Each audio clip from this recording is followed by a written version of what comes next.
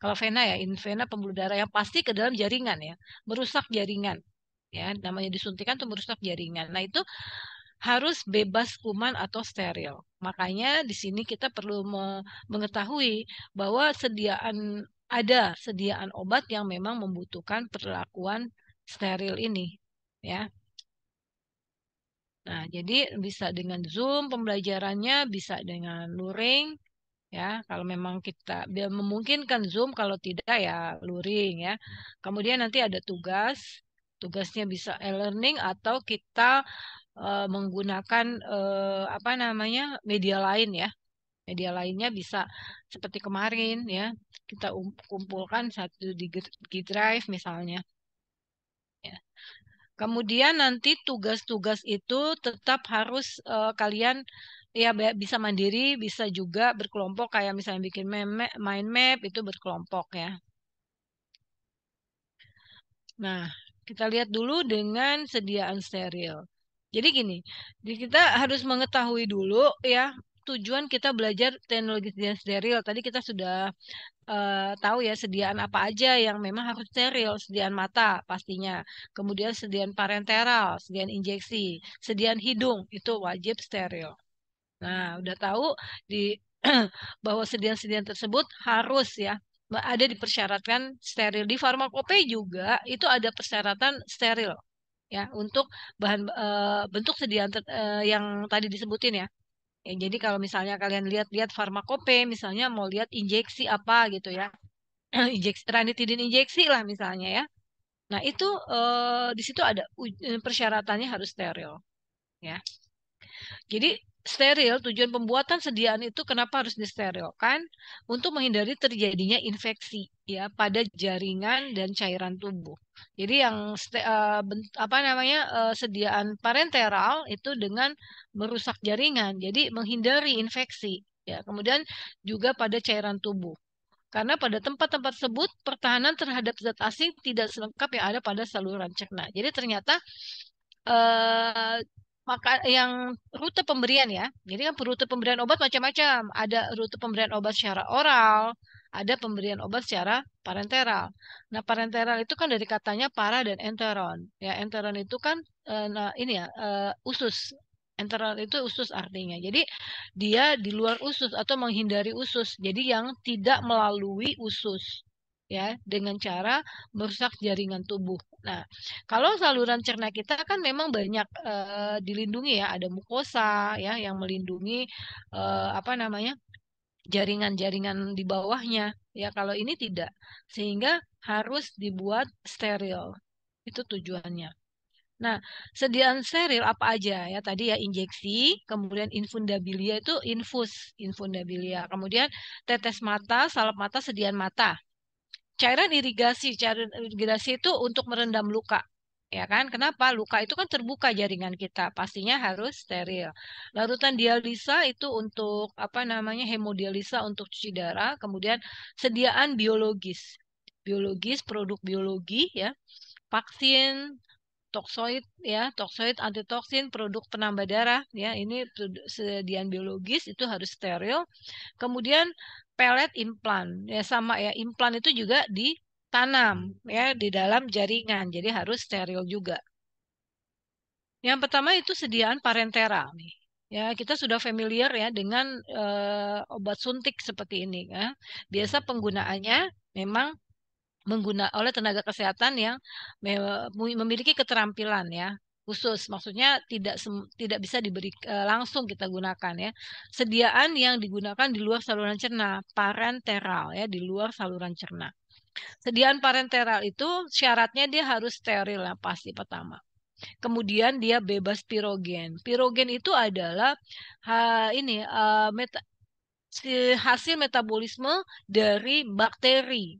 Ya, jadi bisa jadi atau bagian dari bakteri itu sendiri. Misalnya bakteri ya yang sudah kuman ya yang sudah disterilkan itu kan mungkin masih ada tuh apa dinding selnya atau apapun bagian dari si bakteri itu bisa menimbulkan demam. Nah, itu harus dibebaskan. Jadi harus bebas pirogen. Cairan bebas pirogen. Jadi kalau misalnya sediaan parenteral, sediaan suntik kita, injeksi, itu kan ada yang bentuknya emulsi, ada yang bentuknya suspensi, ada juga yang larutan. Ya, itu semua kalau memang dia digunakan untuk sediaan parenteral harus steril, harus bebas pirogen. Atau sediaan padat yang terdiri dari satu atau lebih zat aktif yang dikemas dalam wadah tunggal. Ya, biasanya apa yang disebut dengan serbuk injeksi. Nah, kalau serbuk injeksi, kenapa dia bentuknya serbuk? Dia itu harus direkonstitusi dulu. Artinya, begitu mau digunakan, baru dilarutkan. Ya, kenapa? Karena pengaruh ke stabilitas dari obat. Jadi obat itu ada yang siap digunakan, ada yang harus direkonstitusi dulu. Tergantung sifatnya. Kalau memang sifatnya stabil, nggak apa-apa sudah dalam bentuk campuran, ya sudah dalam bentuk suspensi. Tapi kalau belum, dia harus direkonstitusi, artinya dilarutkan sebelum digunakan. Sediaan parenteral umumnya digunakan dengan rute injeksi, infus atau implan. Ya, infus itu kan sebenarnya intravena, ya, dimasukkan ke dalam pembuluh darah kita, namun pemberiannya itu dalam jangka waktu yang lama, ya. Atau implan, implan itu dia ditanam. Contohnya kayak susu KB, ya, itu kan lama ya, periodically, misalnya tiap 5 tahun, bahkan sampai 5 tahun ya orang yang di ini apa suntik KB. Nah, sekarang berikutnya adalah sediaan parenteral. Apa sih kelebihan dan kekurangannya? Kenapa sih ada bentuk sediaan parenteral ini? Yang pertama adalah respon cepat. Ya, misalnya ya orang yang sakit apa namanya tensinya itu naik gitu ya. Itu kan harus diberikan respon cepat, jangan sampai dia menjadi stroke misalnya. Jadi harus melalui parenteral karena dia langsung masuk ke pembuluh darah. Ya, kalau sediaan parenteral yang infus ya, infus intravena ya, tergantung parenteralnya bentuk apa. Yang infus intravena lah contohnya. Langsung masuk ke sistemik. Sehingga apa? Langsung dia masuk ke target kita yang dibutuhkan di bagian di bagian yang mengalami masalah. Misalnya tensinya naik tadi. Nah, beda misalnya dengan sediaan yang melalui saluran cerna. Kalau sediaan yang melalui saluran cerna itu dia harus melewati pembuluh darah di mana melewati saluran cerna di mana di saluran cerna itu banyak ini ya enzim-enzim, ya banyak enzim yang menguraikan obat menjadi aktivitasnya itu bisa dikurangi, ya. Kemudian banyak juga apa tahapan-tahapannya kan. Kalau contoh tablet, dia harus hancur dulu, baru larut, baru diserap. Kalau ini kan sudah langsung ya, langsung diserap. Jadi cepat responnya. Kemudian bisa diberikan untuk pasien yang tidak sadar atau tidak bisa menelan. Ya, untuk obat yang rusak oleh saluran cerna, ya, misalnya obat rusak oleh saluran cerna, apa namanya, obat-obat seperti lambung ya, obat lambung ya, turunan-turunan omeprazol itu semuanya dirusak oleh asam lambung. Ya, aksi obat diharapkan cepat tercapai. Ya tadi ya, efeknya perlu cepat ya. Pastinya kita berikan dalam bentuk suntikan. Kadar obat harus tetap terkontrol dalam tubuh, cepat mencapai target tadi sudah pasti ya. Kemudian absorpsi juga lebih mudah. Kemudian efek samping dapat diketahui dan dikontrol lebih cepat. Nah, tapi di sini konsekuensinya dia dalam proses pembuatannya karena memang steril itu betul-betul dari mulai apa ruangannya, kemudian personilnya ya, pakaian aja, pakaian orang yang untuk memproduksi sediaan steril itu bisa beberapa lapisan, ya tergantung misalnya dia udah masuk ke ruangan apa, ya jadi memang biayanya mahal, membutuhkan keahlian khusus, ya jadi harus di training, ya beda orang beda keahliannya. Jadi misalnya di dalam proses pencampuran, dalam proses filling, dalam proses sterilisasi, itu personil semuanya itu harus punya sertifikat training, itu dipersyaratkan di CPOB. Kemudian ganti orang lagi, harus di training lagi. Seperti itu. Jadi membutuhkan keahlian khusus. Bila terjadi efek toksik pada obat, tidak bisa segera ditarik. Karena apa? Tadi responnya cepat. Sehingga kalau terjadi salah atau hal yang lain, itu memang fatal. Ya, rasa nyeri saat ditusuk, ya kan memang karena dia merusak jaringan tadi. Ya, Jadi perlu keterampilan khusus juga di sini. Ya, misalnya aja mau disuntik ini ya, arteri, kita cari mana pembuluh darah arterinya ya. Ada yang memang keterampilan dari personilnya kurang ya, sehingga lama dia mencari bisa jadi. Jadi memang perlu keahlian khusus tadi. Itu kekurangannya. Ya. Kemudian di sini rute pemberian. Rute pemberian untuk sediaan parenteral bisa secara subkutan, intramuskular, dan intravena. Kalau subkutan itu di dalam, ya di dalam, di bawah, sub itu di bawah ya, di bawah kulit. Intra itu di dalam otot, ya lebih dalam lagi kalau intramuskuler. Kalau intravena itu di arteri kita. Vena itu adalah pembuluh arteri yang besar, intravena. Ya, biasanya kalau infus masuknya ke intravena. Kalau dilihat dari bagi apa namanya daerah penyuntikan ya, dilihat di sini daerah-daerah penyuntikan di lapisan paling luar dari kulit kita ya. Kemudian di sini ada di bawahnya dermis dan di bawahnya lagi subkutan. Jadi kalau subkutan di sini. Nah, kalau muskular, intramuskular itu di bawahnya lagi di otot ya. Nah, kalau yang arteri, yaitu arteri lihat di sini ya, di pembuluh darah kita tuh ada yang merah, ada yang biru. Kalau yang merah itu darah bersih artinya. Itu namanya arteri kalau darah bersih yang banyak oksigen. Kalau biru itu adalah vena, pembuluh balik ya. Dia kenapa biru? Karena banyaknya lebih banyak CO2 ya. Nanti petukarannya terjadi di paru-paru kan, petukaran antara darah bersih dan darah kotor. Ya, jadi kalau intravena berarti yang disuntikan masuk ke dalam sini nih, intravena di sini ya. Dan ini kan ada bagian-bagiannya ya, subkutan di daerah sini nih, daerah subkutan.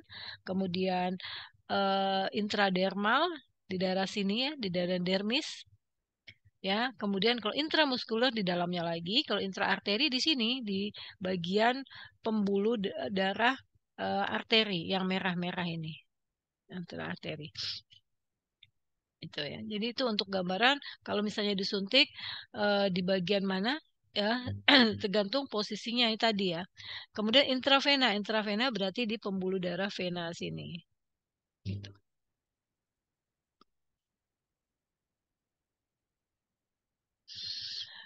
Yang pertama intramuskuler. Intramuskuler itu artinya di dalam. Intra kan di dalam, muskular otot ya di sini. Tadi ini epidermis, dermis, subkutan, dan muscle atau otot di sini. Disuntikkan berarti namanya intramuskuler. Lumayan dalam ya. Care must be taken with deep. Jadi harus berhati-hati karena dalam ya. Dia nyuntiknya cukup dalam untuk menghindari eh, terhimpitnya si vena, arteri atau saraf. Jadi memang perlu keterampilan ya dalam menyuntikkan itu. Jadi jangan sampai dia mengenai ya daerah-daerah lain. Karena kita hanya otot gitu ya, jangan sampai kena vena, arteri atau saraf. Untuk orang dewasa, IM injection are given into upper outer portion of the gluteus maximusnya. Ini menjelaskan tentang posisi penyuntikan lat muscle on either side of the buttock. Jadi di bagian otot ya muscle-nya. Untuk anak-anak and some adult, IM injection are given into the deltoid muscle of the shoulder. Jadi intinya bahwa intramuskuler itu diberikannya di bagian dalam, di bagian otot. Nah, ini tentang teknik lah ya. Ini tentang teknik penyuntikan. Kalau teknik penyuntikan itu tenaga kesehatan yang lebih ngerti ya, kayak suster ya, dokter ya. Kalau kita farmasis secara garis besar tahu aja bahwa intramuskuler itu di dalam otot. Harus tahu nanti bentuk sediaan apa yang biasa diberikan secara intramuskuler. Ya biasa di brosur itu sudah ada, rute pemberian obat sudah ada. Sudah dilengkapi secara apa? Intravena, intramuskuler gitu ya.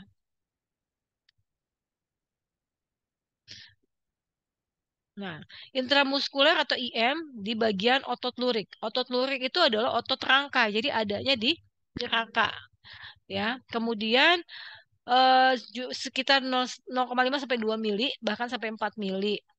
Ini ukuran jarum suntiknya, sebaiknya isotonis. Kemudian pemberiannya, sediaan injeksinya bisa yang bentuknya larutan, emulsi, bisa juga suspensi, bahkan untuk yang pembawa minyak. Jadi fase luarnya minyak itu bisa untuk intramuskuler ya.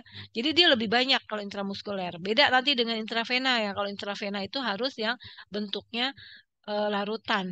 Kita lihat di sini ya. Intravena untuk volume besar dan kecil. Ya biasa kalau kita diinfus ya ini intravena. Hasil dapat diperkirakan tetapi tidak dapat ditarik kembali. Ya ini maksudnya kalau misalnya sudah disuntikan itu dapat diperkirakan tapi tidak. Ya semua sediaan injeksi karena memang efeknya cepat. Jadi kalau terjadi kesalahan itu ya cuma ya apa tidak bisa ditarik kembali. Karena sudah langsung ya. Untuk obat yang mudah mengiritasi ya, dia diberikan di bagian vena yang biru-biru ini.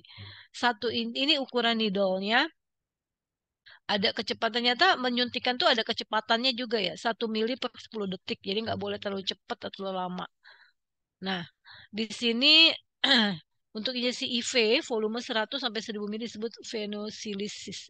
Jadi ini penjelasan masalah pemberian ya pemberian kecepatan pemberiannya berapa ini berapa cepatnya ya.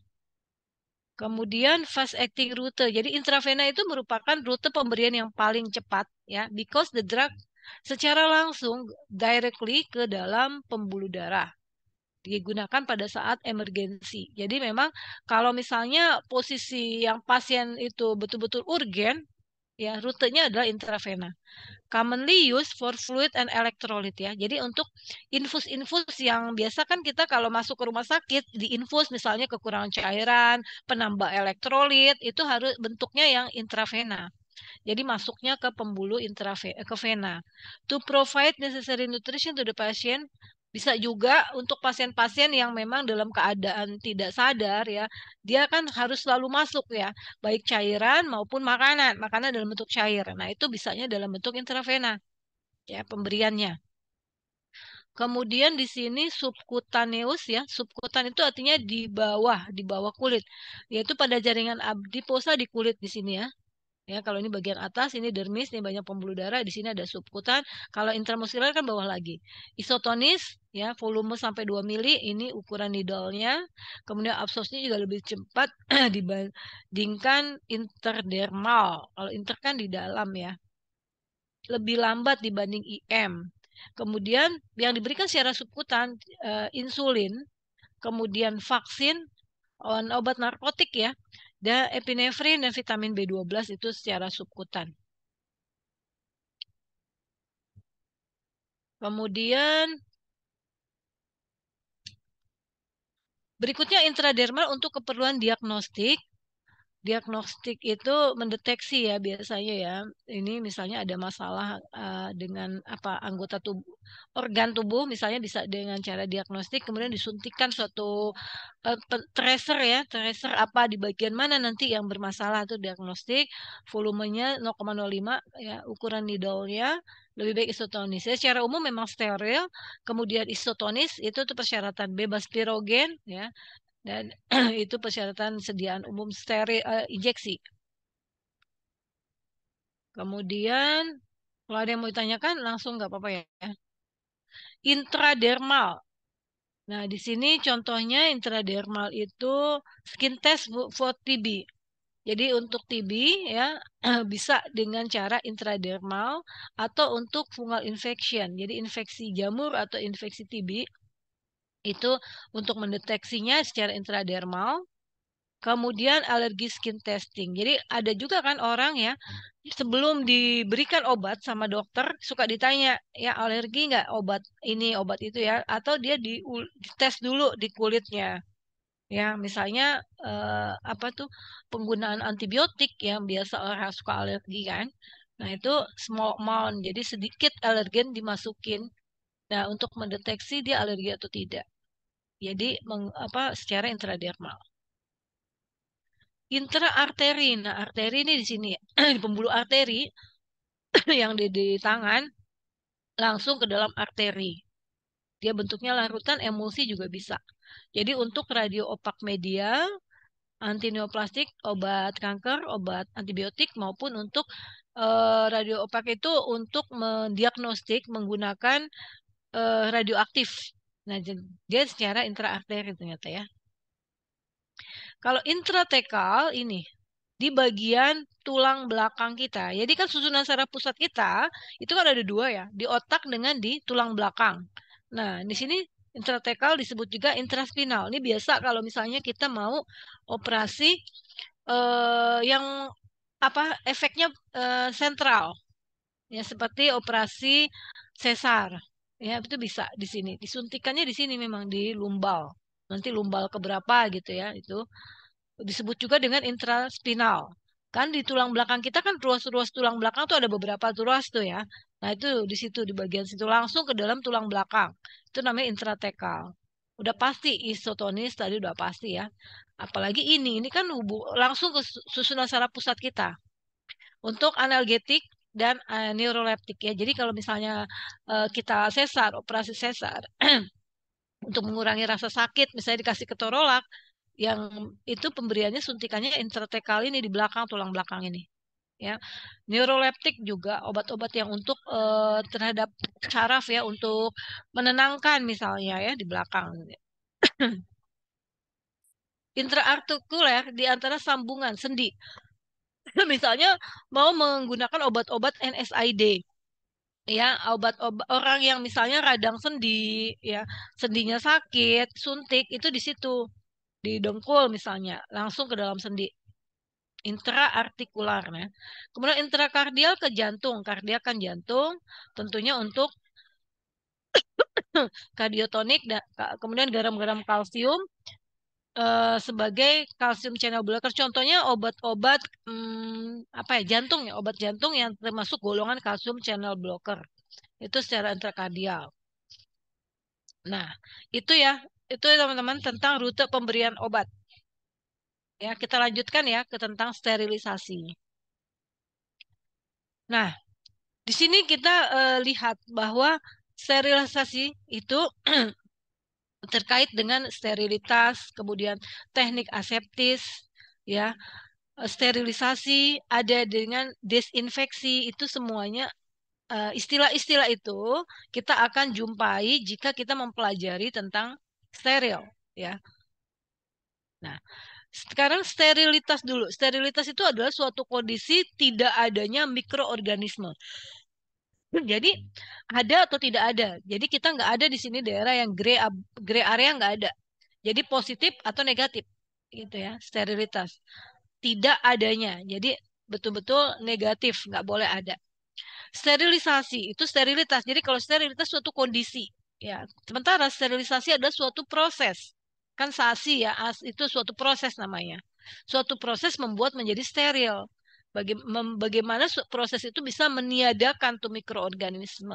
Cara untuk menginaktivasi atau mengeliminasi mikroorganisme hidup termasuk spora. Karena spora itu kan dalam keadaan dorman yang artinya kalau dia lingkungan memungkinkan dia akan hidup gitu ya. Jadi baik bentuk hidupnya maupun sporanya itu disterilisasi namanya diproses. Proses untuk menghilangkan itu namanya sterilisasi. Jadi nanti kalau ada pertanyaan apakah yang dimaksud dengan sterilitas itu jangan salah ya jawabnya. Kalau sterilitas itu kondisi, kalau sterilisasi suatu proses ya. Kemudian teknik aseptis. Jadi di dalam sterilisasi kita itu bisa dengan cara tekniknya ada dua, aseptis atau sterilisasi akhir. Ya, kalau aseptis suatu prosedur di mana dari awal baik bahan kemudian prosesnya itu kita bekerja secara steril. Suatu prosedur pembuatan produk steril, baik bahannya, alat-alatnya, lingkungannya, pekerjaannya itu semua di apa dibuat steril. Jadi tidak memungkinkan masuknya mikroba di dalam produk.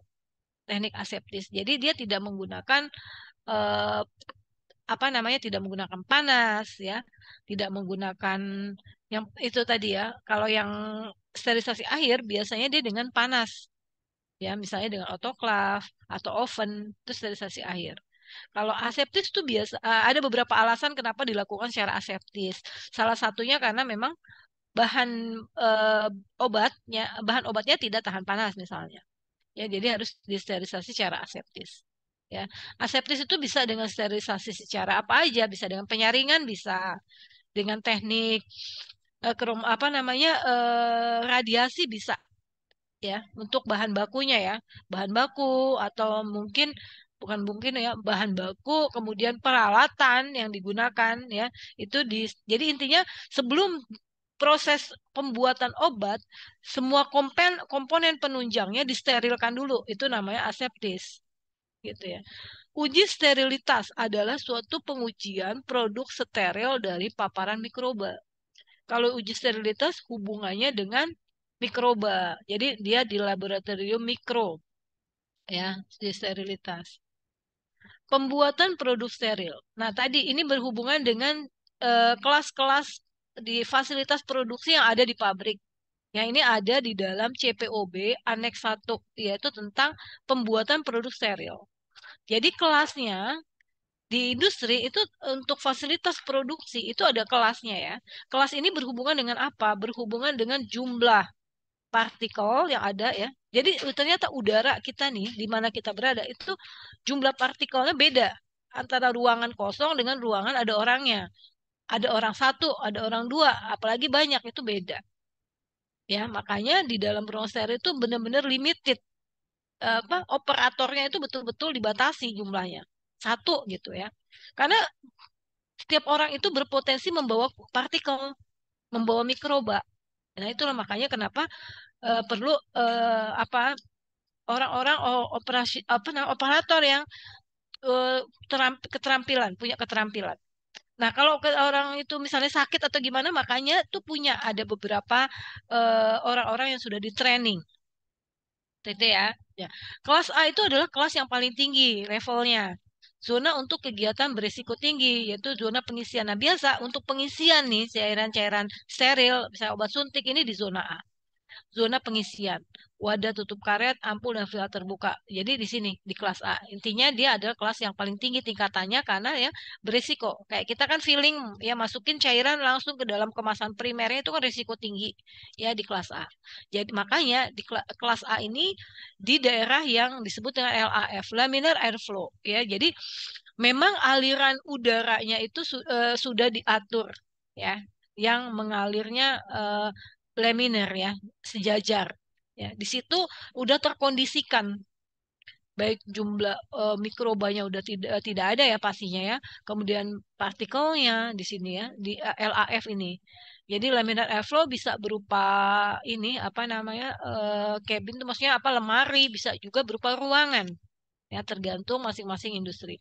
Aliran udara searah laminar kan berkecepatan lebih rendah dapat digunakan juga isolator tertutup dan kotak bersarung tangan ya. Jadi pekerja yang di sini betul-betul sudah di training dan eh, apa namanya betul-betul melakukan kegiatan yang cepat ya. Artinya memang pada saat pengisian itu memang ada ininya ya, ada validasinya, sudah divalidasi seberapa lama kerja di kelas A misalnya ya, itu ada waktunya juga.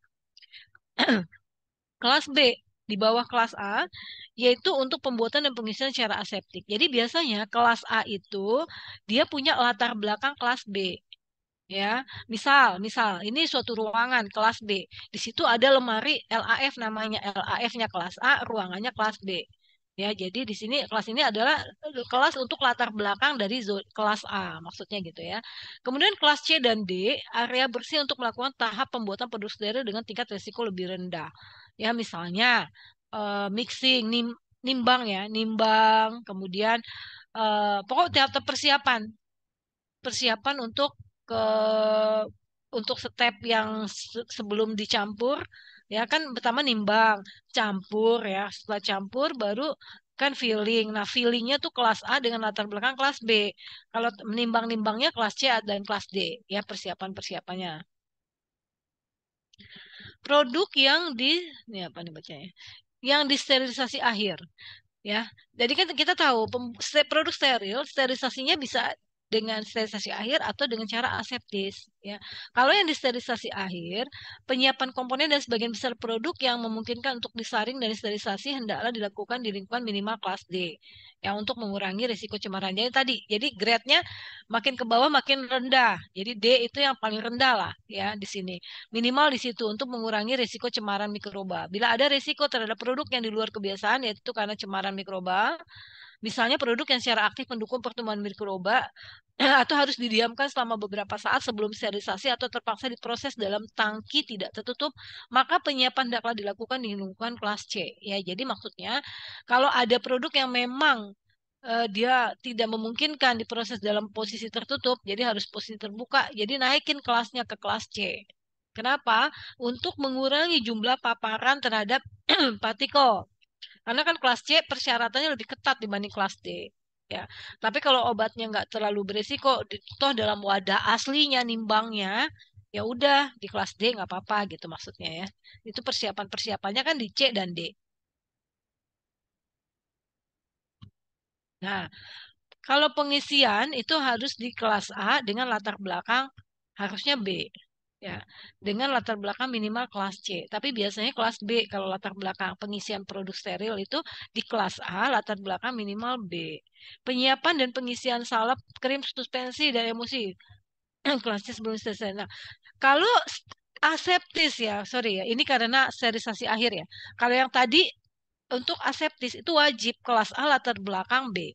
Tapi karena ini sterilisasi akhir, itu nggak apa-apa ya dilakukan di lingkungan kelas C. Ya, kenapa? Karena kan nanti disterilkan lagi. Ya kan? Jadi dia nggak masalah juga di kelas C. Penyiapan dan pengisian untuk salep, krim, suspensi, emulsi. Ya ini boleh di kelas C karena mau disterilkan akhir gitu ya. Kalau sterilisasi akhir, karena masih ada step lagi terakhir disterilkan, toh nggak apa-apa gitu maksudnya. Tapi bukan berarti boleh di kelas yang E. Kalau E itu untuk daerah non steril, ya. Tetap kalau daerah steril itu A sampai D range-nya itu. Pembuatan secara aseptis. Kalau aseptis itu kan komponen setelah dicuci darah ditangani di lingkungan minimal kelas D. Jadi teman-teman harus tahu dulu secara umum daerah yang steril dan non steril. Daerah steril A sampai D, daerah yang digunakan untuk pembuatan produk steril. Untuk pembuatan sediaan non steril kayak tablet, kapsul, sirup non steril kan itu itu E. Ya. Jadi setelah semuanya dicuci masuk ke ruangan minimal D. Seperti itu sih maksudnya ya. Kemudian kalau aseptis ya untuk filling ya itu di kelas A latar belakang B ya. Proses pembuatan larutan yang akan disterilisasi secara filtrasi yang adalah dilakukan di lingkungan kelas C. Ya, itulah perbedaannya dengan sterilisasi air. Kalau sterilisasi air tadi masih boleh ya. Minimal kelas D boleh. Kalau ini kelas C ya. Kenapa? Karena dia ini preparasi ya, preparasi untuk aseptis. Bila tidak dilakukan filtrasi, penyiapan bahan dan produk hendaklah dilakukan di lingkungan kelas A dengan latar belakang B. Ya. Filtrasi itu adalah suatu teknik untuk sterilisasi dengan disaring. Pakai nama penyaring bakteri ya. Itu teknik sterilisasi dengan penyaringan. Ya, jadi ada yang untuk teknik aseptis ini kan tadi ya semua bahan yang digunakan itu harus disterilkan lebih dulu. Misalnya bikin injeksi ya menggunakan zat aktif zat tambahan. Nah, semuanya tuh disterilkan. Ya, itu bisa di kelas C. Maksudnya gitu ya pembuatannya. Penanganan dan pengisian produk yang dibuat secara aseptik dilakukan di kelas A latar belakang B. Jadi kalau udah ngisi ya pokok teman-teman harus ingatnya kalau aseptis itu lebih kritikal dibandingkan sterilisasi akhir itu yang pertama. Kedua, yang ruangan yang paling tinggi derajatnya itu A, ruangan A, yaitu di bawah laminar airflow. Kalau ada pertanyaan ya, kelas apa namanya daerah atau zona untuk produksi sediaan steril yang di bawah laminar airflow itu kelas berapa? Kelas A ya. Itu namanya laminar airflow dengan latar belakang B. Ya seperti itu. Kemudian formulasi sediaan parenteral ya, yang pasti semua zat aktif dan zat tambahan ya. Zat tambahan atau zat pembawa ini bisa air, kemudian pembawa yang bercampur dengan air, pembawa bukan air. Jadi pembawanya bisa selain air bisa ya. Misalnya kayak sediaan emulsi ya, itu kan pembawanya minyak ya, minyak dicampurkan dengan air.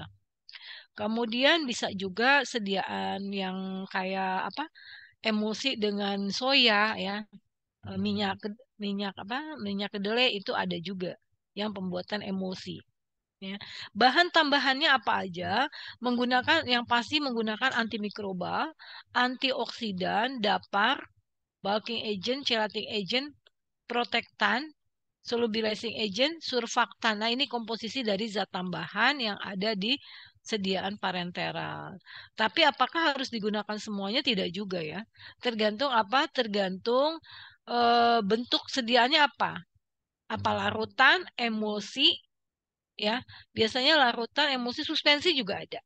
Kesediaan obat suntik KB itu bentuknya suspensi, medrosid progesteron suspensi, ya. Pokoknya di kalian prinsipnya tergantung kembali lagi ke pelajaran formulasi. Kalau zat aktifnya larut di dalam air, pasti bentuknya larutan. Kalau zat aktifnya tidak larut dalam air, pasti suspensi. Kalau pembawanya ada dua, ada air dan minyak, pasti emulsi. Itulah konsep, itu konsep formulasi. Dimanapun kalian, itu pasti ketemu dengan konsep formulasi kayak gitu ya. Yang lain-lain itu tambahan. Yang pasti kalau di dalam steril itu harus ada antimikroba, ya kan? Kemudian ada antioksidan, ada dapar, udah pasti. Kenapa? Karena dia dijaga pH-nya. pH-nya itu harus selalu stabil. Jangan setelah disuntikan dia terpengaruh dengan cairan tubuh berubah pH-nya. Ya, itu mempengaruhi stabilitas dari zat aktif, ya. Makanya tadi ada sifat fisikokimia sewaktu preformulasi. Berapa misalnya kita mau bikin ranitidin injeksi. Si ranitidin ini stabilitasnya pH-nya di pH berapa ya. Nanti dia didapar. Nanti tinggal kita gunakan ada dapar asam, ada dapar basa. Sorry maksudnya dapar pH asam, dapar pH basa. Kemudian di sini ini formulasi ya sediaannya. Nah, tahap produksi sediaan steril, sediaan parenteral. Ya, ini cleaning itu pasti ininya ya, fasilitas produksinya. Karena fasilitas produksi pasti sebelum digunakan tuh udah ada, ditempel, misalnya bersih. Ya, itu artinya udah siap dipakai. Kemudian pembuatan produk ruahan. Ruahan, istilah di CPOB itu kalian harus ingat kembali. Ruahan itu adalah produk sebelum dikemas dalam kemasan primer, itu namanya produk ruah. Tablet sebelum dimasukin ke blister itu produk ruah. Tapi setelah dimasukin ke blister itu jadi namanya produk jadi. Ya. Nah, injeksi kalau belum dimasukin ke dalam ampul itu namanya produk ruah, ya. Kemudian dia disaring, ya, disaring, kemudian di filling dan di sealing tuh ditutup, ya, baru sterilkan, diuji, dilakukan kontrol ya oleh QC. Hmm. Zat aktif apa aja? Ya tadi sudah dijelasin di depan ya.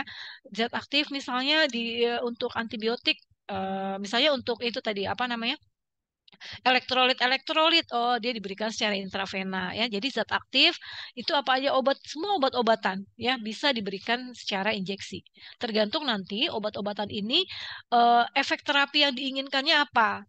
Ya, misalnya obat yang analgetik, analgetik yang kerjanya di sentral dan cepat, misalnya ketorelak injeksi itu bisa diberikan secara yang tadi ya intratekal di tulang belakang, misalnya untuk orang yang operasi sesar itu biasanya diberikannya obat analgetik itu secara di belakang itu karena efeknya cepat ya di tulang belakang.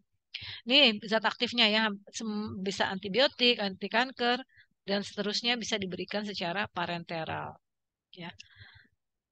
Kemudian penambahan zat pembantu ya tadi sudah dijelaskan komposisi zat tambahan apa aja untuk mencapai kondisi ini, mencapai isotonis, mencapai pH optimal, ya.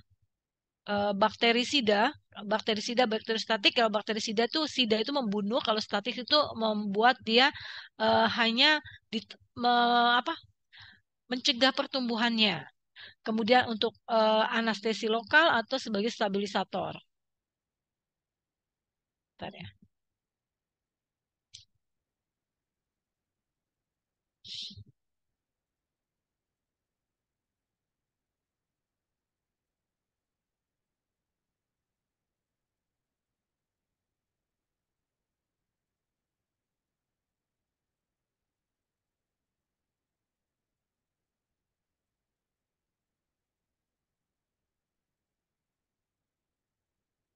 Ya, lanjut. Sediaan injeksi, ya, sediaan injeksi termasuk ke sedalam sediaan obat yang harus dibeli dengan resep dokter. Jadi dia lingkaran merah ya. Golongannya adalah golongan obat keras. Nih. Yang tadi bisa dijelaskan, sediaan injeksi itu ada dua ya, volume besar dan volume kecil. Itu berhubungan dengan fasilitas produksinya. Kalau disediaannya sampai dengan 100 mili ya, itu volume kecil. Volume kurang dari 100 mili. Sebetulnya bukan kurang dari, tapi kurang dari sama dengan. Sampai dengan 100 mili itu masuk volume kecil. Kalau di atas 100 itu masuk volume besar. Misalnya kayak infus tuh yang 500 mili ya kemasannya. Itu udah masuk volume besar. Tapi kalau yang kecil-kecil yang 100 mili itu masih masuk ke SVP ya, SPV istilahnya. Small Volume Parenteral. Ya, itu berhubungan dengan fasilitas CPOB yang digunakan. Nih, kemudian tipe-tipe injeksi ya. Tadi ada yang bentuknya larutan, emulsi, ya. Kemudian ada yang padat, serbuk, ya. Jadi serbuk itu contohnya kayak cefixim, cefalosporin injeksi. Misalnya teman-teman yang pernah misalnya dirawat. Ya gini ya, kalau kita farmasis tuh kita rasa ingin tahunya lebih besar ya kan. Misalnya suster ngasih obat kita lihat dia ngasih obat apa. Oh, bentuk sediaannya apa tuh? Oh ini serbuk ternyata ya serbuk. Kemudian direkonstitusi dulu sama dia. Artinya dicampur di situ. Nah itu biasanya sediaan-sediaan cefalosporin, misalnya cefixim, kemudian apalagi cefadroxil, apa injeksi itu bentuknya serbuk yang harus direkonstitusi atau dilarutkan dulu sebelum digunakan. Ya. Kemudian ini komposisinya. Kemudian yang bentuknya suspensi ya, bisa larutan, suspensi, emulsi, bahkan serbuk. Ya, jadi pembentuk sediaannya banyak ya yang diberikan secara parenteral itu. Ya, hampir semuanya bisa diberikan secara injeksi. Ya. Nah, ini ada obat namanya propofol emulsion. Nah, for injection ya. Jadi dia memang bentuknya emulsi propofol. Tapi agak sulit ya ini memang formulasinya. Ya, ini termasuk obat ini Sandoz ya. Eh, kalau Sandoz Indonesia udah nggak ada ya ini berarti mungkin dari Sandoz luar. Kemudian sediaan padat kering ya tadi yang saya sebut tadi yang untuk injeksi. Kalau ada sediaan namanya for injeksi itu artinya dia bentuknya serbuk yang dicampur dulu. Nah, kemudian ada juga ini emulsi. Bentuk sediaannya dia emulsi, tapi diberikan secara injeksi. Dengan contohnya ini propofol emulsion for injection. Nah, jadi bisa bentuk sediaan apa bisa dibuat secara diberikan secara injeksi. Larutan, suspensi, emulsi, bahkan serbuk untuk injeksi. Ya. Nanti kalau ada pertanyaan ya, saya ada pertanyaan. Bentuk sediaan yang bisa diberikan secara injeksi ya. Itu bisa semua, jadi jawabannya benar.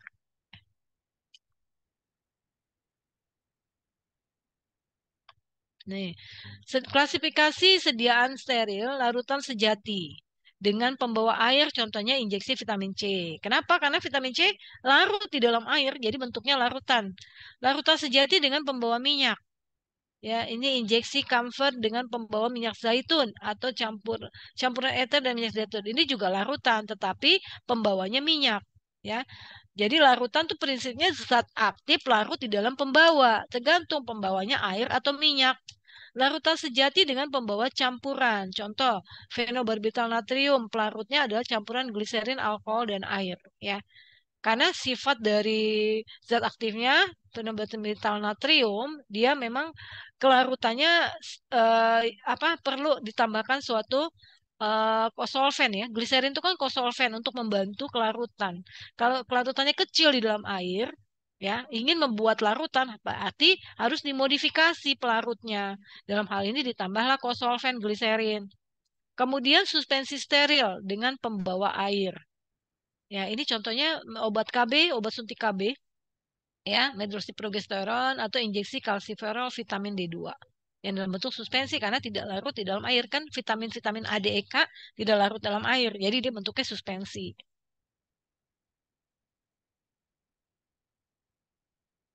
Nah, Kemudian suspensi steril dengan pembawa minyak, ya. Ini kalian harus dihafal ya. Apa aja sih sediaan-sediaan steril itu? Tadi ada yang larutan air, larutan minyak, ya, suspensi steril, ya, emulsi steril, serbuk kering. Ini harus dia hafal. Kemudian contoh-contohnya apa aja, ya. Nanti kalau ditanya, nih misalnya sediaan yang formulanya seperti ini nih, soybean oil, glycerol, ini termasuk sediaan steril yang bentuknya apa? Ya kalian lihat aja nih, kan ada oil di sini, ada minyak. Kemudian di sini ada air kan? Minyak sama air. Itu pasti dia menjadi emulsi. Makanya jadi emulsi steril. Jadi kalau ada pilihan suspensi pasti salah. Larutan pasti salah. Serbuk apalagi, ya kan? Itu aja prinsipnya ya. Nah, large volume, large parenteral volume. Nah, ini injeksi dengan volume di atas 100 mili. Biasanya sediaan-sediaan infus. Ya, infus itu kan kalau kalian pernah dirawat atau melihat orang sakit di infus itu kan large volume. 100 mili ke atas disebut large volume ya. Untuk apa? Biasa untuk elektrolit atau pemberian makanan. Pemberian makanan, orang-orang yang sakit itu kan dia suplai makanannya harus continue misalnya. Itu bisa lewat infus ini. Nih, ini LPV non intravena. Kalau ini larutan parenteral volume besar tetapi tidak diberikannya secara intravena. Bisa ya, dengan irigasi atau dengan dia contohnya untuk larutan dialisa, ya. Kemudian infus ya, ini membicarakan infus nih, udah spesifik ke infus, larutan infus. Sediaan infus ya, ini penting ya kalian harus ketahui karena infus itu sediaan yang apa namanya basic ya. Kalau orang dirawat tuh pasti udah diinfus. Sediaan steril berupa larutan atau emulsi ya si infus itu. Bebas pirogen, sedapat mungkin dibuat isotonis terhadap darah. Disuntikan langsung ke dalam vena. Namanya infus itu adalah injeksi intravena ya. Jangan salah, nanti kalau ditanya, larutan infus itu apa? Diberikannya secara apa? Apa intravena, intraartikular, intramuskular, subkutan? Jawabannya intravena, ya kan? Dengan volume relatif banyak. Maksudnya untuk pemberian infus ya tadi ya, tujuan-tujuannya ya. Itu kalian pelajari, infus tuh biasanya dikasih apa? Elektrolit biasanya kan, misalnya orang yang diare ya, sampai kehabisan cairan, langsung tuh diberi ini secara infus, injeksi intravena. Infus itu adalah injeksi intravena ya. Kemudian quality control, pemeriksaan ya. Sediaan ini dievaluasi dulu ya, dicek dulu, yaitu apanya kebocorannya ya. Kebocoran itu dari kemasan primernya ya, kalau kebocoran. Misalnya dia di apa namanya soft bag untuk infus, ya kebocorannya di situ. Kemudian sterilitas, pirogen, kejernihan, ya, volume dan berat, identitas, penentuan hasil. Ya, kita lihat satu-satu ya. Pirogen, pirogen itu adalah senyawa yang menyebabkan kenaikan suhu. Jadi tubuh kita demam, suhunya lebih dari 37. Akibat penggunaan produk farmasi yang diberikan secara intravena, ya. Kalau orang diinfus, ya kan, itu bisa menimbulkan demam karena kemungkinan pirogen yang ada di dalam sediaan injeksinya itu. Ya, semua endotoksin adalah pirogen. Jadi pirogen itu bisa jadi bagian tubuh dari mikroba yang pada saat disterilkan kan mikrobanya mati, ya kan? Kemudian dia punya materi kan mikroba atau kuman itu kan punya dinding sel, ya kan? Nah, itu sisa-sisanya itu berpotensi menjadi pirogen ini, ya. Tidak semua pirogen bersifat endotoksin, ya.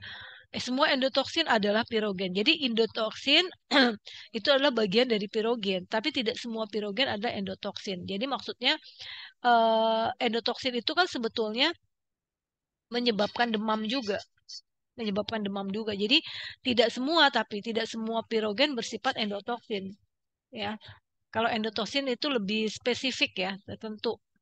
Endotoksin dilepaskan pada saat proses sterilisasi dengan panas di mana bakteri mengalami lisis. Ya, jadi kalau tadi ya misalkan disterilkan secara autoklav dengan uap ya. Autoklav itu sterilisasi dengan uap. Ada sisanya, ada misalnya dinding sel bakteri. Nah, itu namanya endotoksin. Dia dilepaskan saat proses sterilisasi dengan panas di mana bakteri mengalami lisis. Endotoksin bersifat termostabil, stabil terhadap panas. Ini. Makanya di dalam sediaan steril juga ada batasan endotoksin.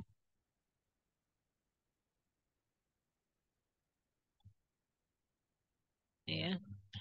Eksogen dan endogen. Jadi pirogen itu terbagi dua. Ada eksogen, ada endogen. Eksogen itu adalah bagian dari bakteri atau virus. Nih, zat toksin dari mikroorganisme dan zat lain. Sementara kalau endogen, ya faktor yang berasal dari dalam tubuh kita sendiri sebagai reaksi kekebalan melawan kuman yang masuk ke tubuh kita. Jadi ternyata reaksi pirogen atau kenaikan suhunya bisa disebabkan oleh reaksi dari tubuh kita sendiri atau dari kuman.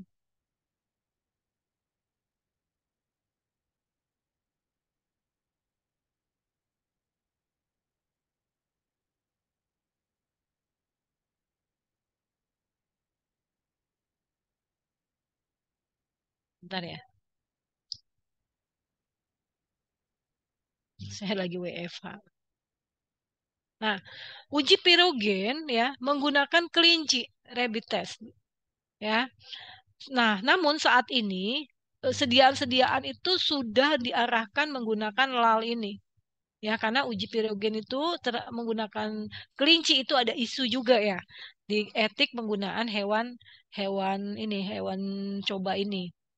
Jadi penggunaan uji pirogen sekarang diarahkannya dengan uji ini lal ini untuk endotoksinnya. Ya, yang pirogen udah sedikit sekali, bahkan bisa dibilang udah jarang sekali sediaan injeksi yang ada di monografi farmakope itu pirogen tuh sedikit sekali, ya. Lebih diarahkannya ke endotoksinnya. Ini uji kelinci ya, jadi apa uraiannya kan bagaimana kelinci yang digunakan ya. Namun ini udah jarang ya uji pirogen menggunakan kelinci. Kemudian apa namanya kita lihat sini ya. Prosedur pengujian ya. Oh, ini masih yang tadi kelinci. Kita lihatin aja kelinci karena nggak banyak di sediaan farmasi yang uji pirogen. Uji dengan kelinci. Nah, yang paling banyak adalah dengan uji endotoksin menggunakan Limulus amoebosis lisat ini. Jadi ada ininya, ada kitnya gitu loh, ada kitnya. Jadi nanti tinggal diikuti prosedurnya yang ada, ya, kemudian ada pembacaannya. Ya, di sini sebagai alternatif pengganti metode rabbit test untuk menghindari penggunaan binatang percobaan. Ya, jadi tadi karena menggunakan rabbit, menggunakan kelinci, hewan percobaan itu ada yang menentang juga ya penggunaannya, sehingga dilakukanlah uji LAL endotoksin ini sebagai pengganti dan memang metodenya lebih akurat juga. Ya. Ini ya menggunakan ini dimulus ini, kemudian preparasinya metode LAL menurut FDA. Ini penjelasan tentang metode LAL prosedurnya. Kemudian wadah sediaan steril. Jadi perlu diketahui, wadah sediaan steril itu untuk injeksi-injeksi yang volume kecil ya, itu menggunakan gelas ya. Gelas kacanya itu sudah tertentu yang ada di dalam farmakope itu udah dijelasin. Ya, itu ada speknya. Misalnya untuk kandungan-kandungannya juga dijelasin. Ada yang tipe tipe gelas tipe 1, tipe 2 itu ada di farmakope ya. Intinya bahwa kemasan itu tidak boleh berinteraksi dengan obat. Ya, satu itu. Yang kedua, kemasan itu harus menjaga stabilitas dari obat kita terhadap pengaruh luar, misalnya cahaya, udara. Karena sifat dari zat aktif itu, contohnya aja ranitidin. Ranitidin itu tidak tahan cahaya. Ya, jadi penggunaannya adalah kemasan yang amber atau kemasan yang coklat untuk melindungi obat dari paparan cahaya selama pemberian. Jadi memang sediaan steril itu betul-betul sensitif ininya, eh, pengemasannya. Karena ada juga kan ranitidin tablet Ya, tidak seperti itu karena kan kalau sudah tablet itu sudah dikempa dengan bahan-bahan tambahan lain. Beda dengan sediaan cairan yang injeksi ini. Jadi memang kemasannya apabila Anda menggunakan ampul itu memang yang ember. Ya, tapi ada juga misalnya di pasaran yang nggak ember, nggak coklat. Nah itu ada lagi ketentuan kita. Kita mempersyaratkan dia harus ada di dalam kemasan sekunder atau boxnya. Selama pemakaian dia nggak boleh dilepas-lepas, nggak boleh dikeluarin. Kecuali sesaat sebelum digunakan dikeluarin boleh. Itu kita persyaratkan ya di Badan POM itu udah ada evaluasinya obat-obat seperti itu. Jadi kita mengevaluasi untuk menjaga stabilitas dari zat aktif pada saat digunakan dari pabriknya sampai end user di konsumen ya. Itu makanya diuji stabilitas untuk menguji sifat fisik kimia dari obat jadi kita.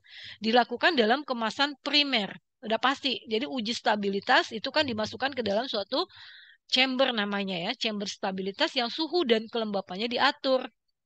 Ya, itu harus memenuhi syarat untuk obat-obat baru itu minimal 12 bulan di suhu real time dan didukung oleh kondisi dipercepat. Dipercepat itu suhunya dinaikin 40, suhunya kelembapan 75% selama minimal 6 bulan. Ya, itu kita bisa berikan dengan data real time-nya di suhu kamar. Ya, itu 12 bulan. Itu bisa kita berikan masa daluarsa 24 bulan. Ya, jadi kalau kalian obat apa namanya beli obat itu pastikan ada safe life di situ. Nah, itu caranya gitu, dia diuji stabilitas di dalam kemasan primer, ya. Nanti kalau ada pertanyaan, uji stabilitas dilakukan di produk ruah misalnya itu salah. Kalau produk ruah kan belum dikemas, jadi nggak boleh dilakukan stabilitas di produk yang belum dikemas. Harus dilakukan di kemasan. Misalnya ada lagi jawabannya misalnya eh, apa namanya ampul yang di dalam dus, enggak, bukan. Di ampul aja udah cukup, nggak boleh yang dimasukin dus. Jadi di kemasan primer, ya. Kemudian ada jenis kemasan ya. Nah, ada kemasan tadi udah disebut-sebut primer, sekunder, bahkan ada yang tersier juga ya. Sesuai dengan namanya, primer itu yang kontak langsung ya. Primer, nanti kalau ditanya kemasan ampul itu primer atau sekunder? Ampul primer atau sekunder? Ampul, dus, mana yang primer, mana yang sekunder? Kalau primer itu yang bersentuhan langsung dengan obat. Kalau sekunder yang tidak. Coba. Ampul, vial, Ampul dus. Hah? Ampul, kemasan apa? primer, Bu. Iya. Kalau dus? Sekunder. Iya, pintar ya. Nanti kalau ada pertanyaan dia, apa yang Ibu omongin ini tolong dicatat. Itu nanti bakal dibikin soal-soal. Kalian bikin soal-soal. Itu sering ditanyakan ya. Kemasan primer adalah kemasan yang langsung kontak dengan produk. Kemasan sekunder adalah kemasan yang tidak langsung kontak. Ya, kayak misalnya obat, contoh lah yang non steril nih ya. Ini sirup, misalnya botol itu primer, atau tablet, strip, blister itu primer. Ya, kalau sekundernya misalnya tadi dus itu sekunder. Ya, fungsi primer itu untuk stabilitasnya dia. Sekunder itu untuk apa namanya kemasan pemasaran kan nggak mungkin di strip doang karena obat itu yang sampai ke tangan konsumen itu harus disertai dengan informasi produk. Ya, tadi informasi produk itu bisa dicantumkan di brosur maupun di kemasan primernya. Contohnya kemasan sorry, sekunder kayak catch cover kayak beli Panadol lah misalnya ya. Itu kan kalian tahu tuh Panadol tuh ada namanya amplop. Nah, itu di situ kemasan apa informasi produk. Sebenarnya kalau untuk stabilitasnya di kemasan yang stripnya itu ya, primernya itu. Jadi yang krusial itu primer, yang kritikal primer. Ya. Kalau yang sekunder ini hanya penunjang gitu ya. Jadi kalau ditanya kemasan mana yang lebih kritikal, primer, sekunder, tersier? Primer ya. Nah, ini kemasan dan etiket nih tujuannya hanya memberikan informasi kepada konsumen. Nah, nih itu aja ya.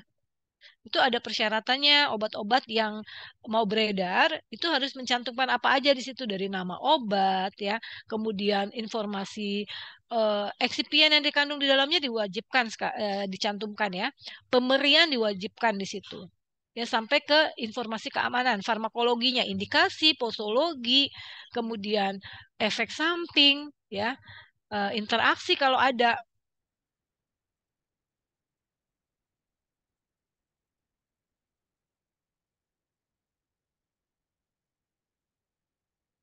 Ya, kemasan sekunder ini apa namanya, dus. Dus itu hanya untuk penandaannya, yang dipersyaratkan kalau terkait dus itu ini penandaan. Ya, penandaan apa, ada nama dagang, informasi zat aktif, misal, alhamdulillah, Panadol. Komposisi tiap tablet mengandung paracetamol 500 mg. Indikasi untuk mengatasi demam dan nyeri, misal. Kontraindikasi yang tidak boleh dilakukan untuk kondisi seperti apa? Misalnya orang yang sakit ini. Karena kan paracetamol, obat itu efek sampingnya kan ke lambung. Misalnya obat yang misalnya ulkus peptik itu nggak boleh. Efek sampingnya apa dan seterusnya. Itu semuanya di dus dicantumkan. Kemudian bagian atas tertutup informasi base. Nah, ini persyaratan-persyaratan ini nanti kalian coba lihat obat yang ada di pasaran ya. Nah, gini deh, dapat tugas. Kalian nanti lihat produk yang ada di pasaran, sediaan steril ya, obat suntik.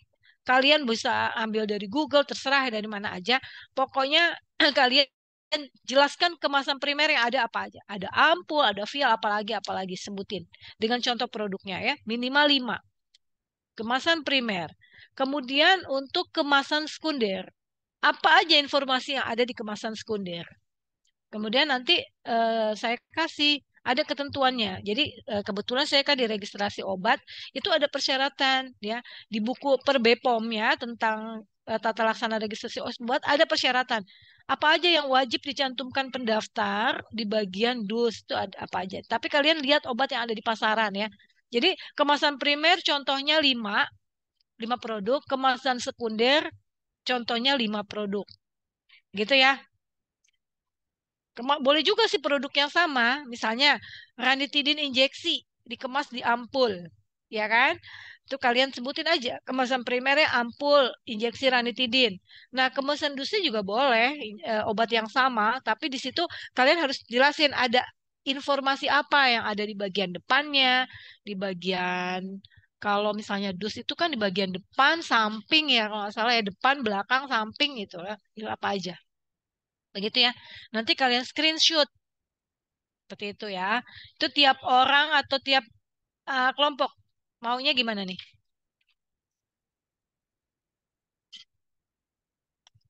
Tiap orang atau tiap kelompok? Tiap Kalau mau tiap tiap kelompok kelompok, ya. Tapi ini semua total berapa, Mas Dor? 16 orang, Bu. Berapa? 16. 16, 16. 16. Mau berapa kelompok ya? 4 kelompok. 4 kelompok atau mau 3 kelompok? 4 ya. 4 kelompok aja deh. 4 kelompok tapi nggak boleh sama ya. Kan obat banyak di pasaran ya. Nggak boleh sama obatnya. Nah, itu tugas pertama dari saya. Nah, ini nih, tadi ini sama lah ya kayak gitu ya. Semua di bagian depannya itu ada apa nama produknya apa nih? Laporan hasil pengujian obat jadi. Oh, kalau pelaporan hasil pengujian obat jadi, biasanya itu di jadi obat yang hasil produksi dari pabrik ya, itu ada namanya catatan pengolahan batch. Ada batch record, ada 2 ya. Batch record itu ada batch record pengolahan, ada batch record pengemasan.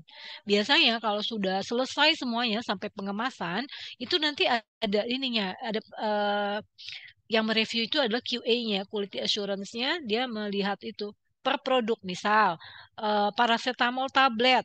Nah, udah selesai sampai udah dikemas. Itu nanti direview nama produk, nomor base, ya, ini semuanya ya. Karena mereka harus mengecek uh, bundle base record. Base record itu adalah history ya, sejarah dari suatu obat. Ya, jadi kalau ada apa-apa di pasaran, itu dilihat kembali base tersebut dibuka lagi.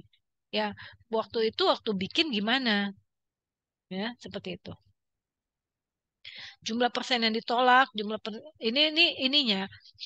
Jadi kalau misalnya pembuatan obat suntik ya injeksi itu kan ada proses pembuatan, kemudian dari situ kan ada IPC, in process control, kemudian misalnya aja ada pemeriksaan pemberiannya, warna atau kejenihannya, kemudian ukuran partikelnya. Nah, gini ya. Mungkin nanti saya tunjukin contoh batch record ya, contoh batch record ditunjukin biar ada gambaran. Atau kalian cari sendiri ya. Nanti tugas berikutnya aja deh. Itu dulu deh tugasnya ya. Jadi maksudnya di batch record itu di situ apa tertera semuanya. Semua operatornya ada namanya, tanda tangannya, jam-jamnya ada semua. Ya, itu ini preview terhadap batch record. Ya, ini contoh otoklav nih ya, otoklav. Otoklav ini cara sterilisasi basah. Ya, mungkin itu ya. Ada yang mau ditanyakan kah? Ibu mau nanya, Ibu obatnya Ya, itu 5, contohnya 5 atau berapa? iya 5. Mau sebanyak-banyak, mau lebih. Nggak usah Ibu, satu juga nggak apa-apa. Enggak, jangan. Banyak. Perlu diketahui ya, obat beredar itu sekitar 20.000 skala. Coba dicek produk Bepom, ya.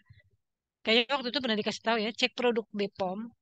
Kalian bisa ini juga sih, apa namanya tuh, buk, mau dari, terserah ya, mau dari Google, screenshot, ya. Di informasi dicek produk Bepom ada, buka aja ke Pionas juga ada. Coba dilihat deh, ya. 5 produk sedikit ya segitu ya. Dan tiap kelompok nggak boleh sama obatnya ya. Jadi kita punya 5 kali 4 20 banyak ya. Nah silakan disepakatin kelompoknya. Ini PJ-nya masih Deborah juga ya. Ya Iya, nanti Bu, seperti itu. masanya. Ya nanti Deborah dibikin lagi ya ininya untuk pelaporan hasilnya ke ini lagi ya. Di drive lagi ya Deborah ya. Di Google Drive ya, Bu. Mm-mm. Baik, Bu. Ya tapi untuk yang baru ya di yang untuk teknologi solid sekarang. Oke, silakan sambil saya absen kalau yang mau bertanya silakan. Ibu izin bertanya, Ibu. Sebentar, sembung saya ingat. Setiap kelompok wajib juga, jadi tugasnya 2 nih, kan kelompok ya lebih ringan lah. Bikin soal dari hasilnya hari ini. Bikin soal. Bikin soal satu kelompok, bikin kalau kita punya 4 kelompok supaya jadi 25 ya. 5 soal. Berarti 5, ya tadi 5 contoh obat, 5 soal. Oke ya, A, B, C, D, E tapi pilihannya. Saya Ibu absen dulu ya.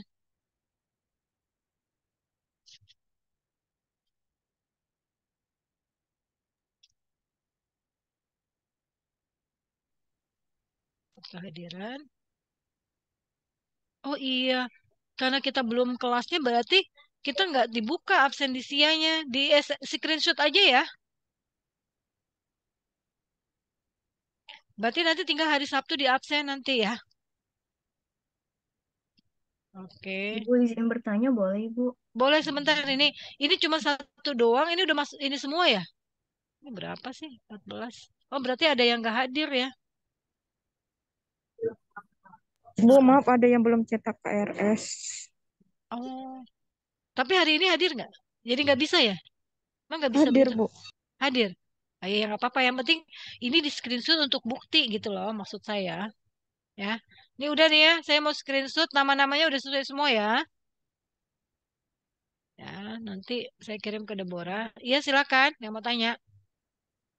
Ibu kan tadi Ibu bilang yang perubahan jam mata kuliah ya, Ibu ya, yang Iya. di atas jam 5 sore. Heeh. Ini siapa sih yang Sedangkan ngomong? Anissa, Ibu, Anissa. Anissa Iya, Rahma. silakan. Sedangkan saya dari kerjaan saya, Bu, itu emang tidak boleh akses handphone, Bu. Jadi nggak boleh membawa handphone ke area apotik. Jadi handphone itu Hmm, tinggal di locker. Jadi mungkin kalaupun dipindah jamnya, kemungkinan saya hanya bisa join Zoom aja dan dengerin lewat earphone gitu Bu, nggak bisa berpartisipasi full. Apa boleh Bu jamnya di sekitar jam segini aja atau sesuai dengan mata kuliah sebelumnya di hari Sabtu Bu. Jadi kalau saya izin datang telat maksimal sampai jam 3 atau jam 4 saya masih bisa Bu. Kalau di atas jam 5 sore kayaknya saya udah masuk shift yang jamnya krusial gitu, udah rame pasien gitu Bu. Iya, iya, iya. Makasih Ibu. Ya, kalau yang di jadwal itu kan siang jam di jadwal itu kita siang jam 11 atau jam berapa sih? Kalau Atau nggak jam salah satu dari sih? sekitar jam 10 sampai jam 12 lewat 40 Bu, kalau nggak salah. Iya. Mm-mm. Nah, itu bisa. Bisa, bisa. Bisa Bu, mm-mm, bisa. Jam Tapi segitu kalau bisa. mm-mm, bisa, tapi kalau udah di bawah jam 4 atau jam 5 itu saya nggak bisa Bu, karena emang ke tempat kerja saya nggak ngizinin untuk akses HP gitu Bu. Oh, di atas jam 4 nggak bisa. Ya, Di atas jam 4 nggak bisa. Oh. Kalau hari apa namanya? Hari kerjanya tiap hari. Bu, saya kerjanya kan di apotik Bu, jadi Hmm. kalau tutup mungkin pas hari kiamat tuh. Hah? Enggak, maksudnya Jadi dalam seminggu nggak ada liburnya. saya cuma dapat libur jatahnya sebulan 4 hari Bu, dan itu juga nggak seminggu ada satu gitu Bu. Jadi kadang ada yang jeda 14 hari, 12 hari gitu Bu. Oh, tapi kalau Zoom bisa ya. Jam 10 sampai jam 12 Zoom bisa. Bisa Bu. Mm-mm. Intinya memang waktunya cuma bisa di jam 10 sampai jam 12. Iya pokoknya mau dari pagi sampai batas jam 3 saya masih bisa Bu. Oh, batas Heeh. jam 3. Ya, Batas jam 3 ya. iya Bu. Kalau udah di bawah jam 4 saya udah nggak bisa, dan kayaknya teman-teman lain juga udah sibuk di kerjaan sih Bu. Takutnya nggak apa ngedengerinnya nggak maksimal gitu Ibu. Hmm. Jadi kalau di atas jam 5 nggak bisa. Tapi kalau sampai dengan jam 3 masih bisa ya. Iya Bu, masih bisa. Iya, boleh nanti apa namanya? eh saya usaha bukan saya usahakan. Ya prefernya memang itu ya. Prefernya itu kecuali dalam kondisi yang memang butuh tidak bisa ditinggalin. Saya nggak bisa ninggalin gitu ya. Nah, kalau nggak bisa ninggalin berarti kalau misalnya nih di double teman-teman bisa nggak ya? Kalau di double-nya gimana Bu maksudnya Bu? Double, jadi 2 kali pertemuan dijadikan satu. Oh Bisa nggak? jadi seminggu 1 minggu itu 2 pertemuan gitu ya Bu. Terus Iya. minggu ke depannya itu kosong Kalau gitu jamnya. misalnya Mm-mm. tadi saya bilang untuk kondisi yang memang tidak bisa ditinggal, terpaksa saya ninggalin, ya, jadi nggak bisa, jadi di double untuk pertemuan berikutnya. Teman-teman gimana? Ya nggak masalah sih Bu. Jadi kayak Ibu 1 minggu ini nggak bisa terus di double di minggu selanjutnya gitu Minggu ya. berikutnya gitu. Ya kalau saya sih nggak masalah Bu. Tapi teman-teman yang lain mungkin ada saran lain Bu. Oh iya.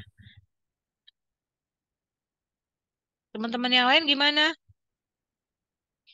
Kalau misalnya ada keperluan yang tidak bisa saya tinggal, kemudian pekan berikutnya jadi di double, bermasalah nggak?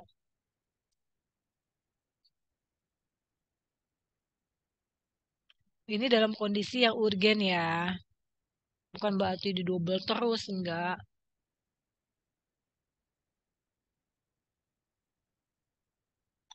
Ya udah kita nanti teman-teman lewat Deborah tolong disampaikan lagi kesepakatannya seperti apa ya.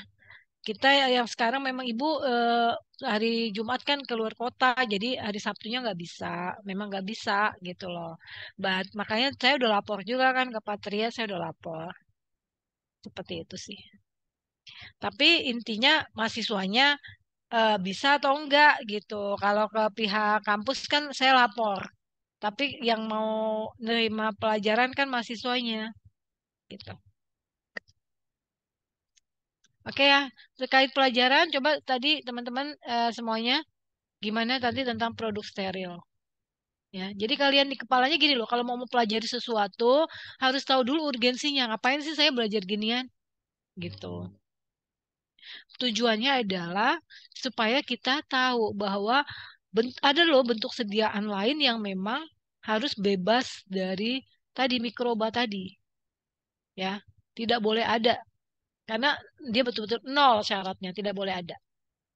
Ya, untuk bentuk sediaan apa aja? Nanti kalau ditanya bentuk sediaan steril apa aja misalnya. Apa aja? Coba jawab sediaan steril. Siapa yang tahu apa aja bentuk sediaannya? Untuk apa aja? Ini tetes Tetes mata. mata, Tetes mata, terus injeksi, semua injeksi pasti steril. Terus apa lagi? tetes telinga, Obat telinga ya. Obat telinga termasuk ya? Kayaknya hidung deh, bukan telinga. Hidung. Tetes telinga nggak steril. maaf Bu, maksudnya hidung. Hidung. Ya, hidung, mata, terus apa lagi? Injeksi. Itu aja garis besarnya. Baru nanti injeksi banyak lagi. Itu cara belajarnya. Kemudian injeksi apa aja? Yang paling gampang deh, yang paling kita pasti udah orang kan mungkin semua udah lah ya di infus. Nah itu infus tuh apa tuh? Injeksi intra apa? Intravena, injeksi intravena. Ya, nah itu kayak gitu-gitu ya. Nanti tolong jadi satu anggota nanti Deborah tolong lapor ke saya apa siapa aja anggotanya apa kelompok ABCD itu. Kemudian masing-masing bikin yang tadi jenis kemasan primer, sekunder, sebutin apa aja. Misalnya injeksi ranitidin, kemasan primernya ampul, kemasan sekunder apa aja di dusnya, informasinya. Ya, nanti di screenshot, kemudian di sampingnya ditulis, oh ada, nih untuk nama produk ini. Ya, kemudian ada informasi apa di situ, nomor batch sekian, manufacturing date, expire date. Ya, kemudian berikutnya bikin soal. Oke ya, mungkin itu aja semuanya teman-teman semua. Terima kasih atas perhatiannya. Kalau misalnya ada yang mau ditanyakan, boleh minggu depan. Gini ya, minggu depan sebelum pelajaran akan dites ya, masuk nilai. Ini soal pelajaran ini nih yang sekarang. Oke ya. Terima kasih atas perhatiannya. Assalamualaikum warahmatullahi wabarakatuh. Selamat siang. Waalaikumsalam, terima Live kasih. ya. Waalaikumsalam, makasih Bu. Si.